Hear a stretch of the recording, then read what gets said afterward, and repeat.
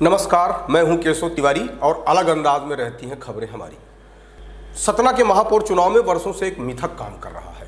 सतना से आज तक कोई भी पुरुष भारतीय जनता पार्टी से महापौर नहीं बना। यह अलग बात है कि किसी दूसरे दल से जीतने के बाद उस महापौर ने भाजपा की सदस्यता ले ली हो। अब तक बने महापौर में पहले महापौर राजा राम त्रिपाठी बने थे। पहली बार का महापौर चुनाव अप्रत्यक्ष प्रणाली से हुआ था। पहले राजा राम त्रिपाठी ने पार्षदी का चुनाव लड़ा, उसके बाद उन्हें कांग्रेस ने अपना प्रत्याशी घोषित किया, फिर पार्षदों ने उन्हें महापौर चुना। तो दूसरी बार के चुनाव में महापौर प्रत्यक्ष प्रणाली से हुए, जिसमें बीएल यादव ने पहले भारतीय जनता पार्टी से टिकट मांगा, लेकिन उनका टिकट काटकर मनसुख पटेल को दे दी गई। कांग्रेस से जगन्नाथ सिंह यादव एडवोकेट ने चुनाव लड़ा था, भाजपा से मनसुख पटेल। दूसरी बार महापौर बने बीएल यादव। प्रदेश में उस समय कांग्रेस की सरकार थी, जिसके चलते बाद में वो कांग्रेस में शामिल हो गए। तीसरी बार महापौर बनी विमला पांडे,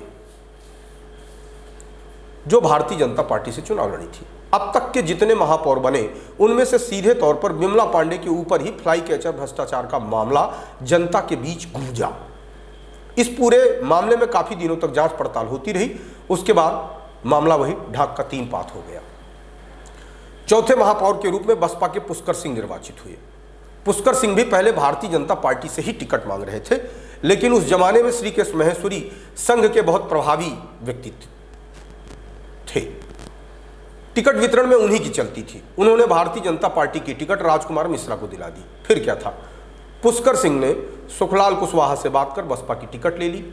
तत्कालीन भाजपा विधायक शंकर लाल तिवारी भी नहीं चाहते थे कि शहर का कोई महापौर ब्राह्मण बने।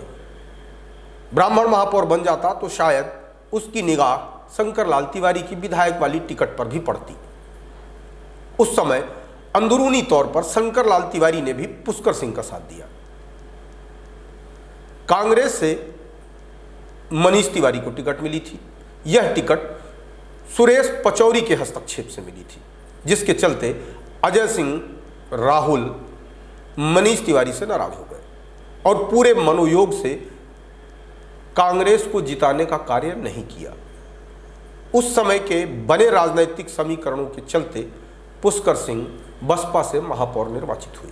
दूसरे नंबर पर मनीष तिवारी और भारतीय जनता पार्टी के राजकुमार मिश्रा तीसरे नंबर पर पहुंच गए। प्रत्याशियों के अभाव में 5वीं महापौर के रूप में ममता पांडे निर्वाचित हुई। ममता पांडे ने कांग्रेस की उर्मिला त्रिपाठी को हराया। उस समय बसपा से रावेंद्र पटवारी की पत्नी चुनाव लड़ी। हालांकि ममता पांडे का पूरा कार्यकाल विवादित रहा।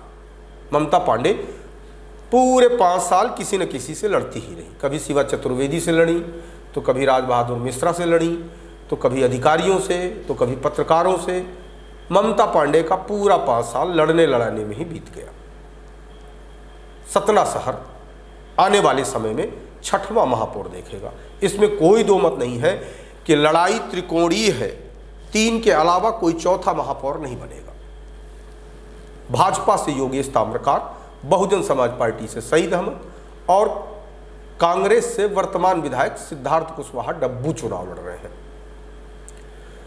सतना शहर में 2 मिथक आज तक कायम है। पहला मिथक यह है कि आज तक भारतीय जनता पार्टी का पुरुष महापौर नहीं बना और जब भी पुरुष चुनाव लड़ा तो हमेशा तीसरे नंबर पर ही पहुंचा।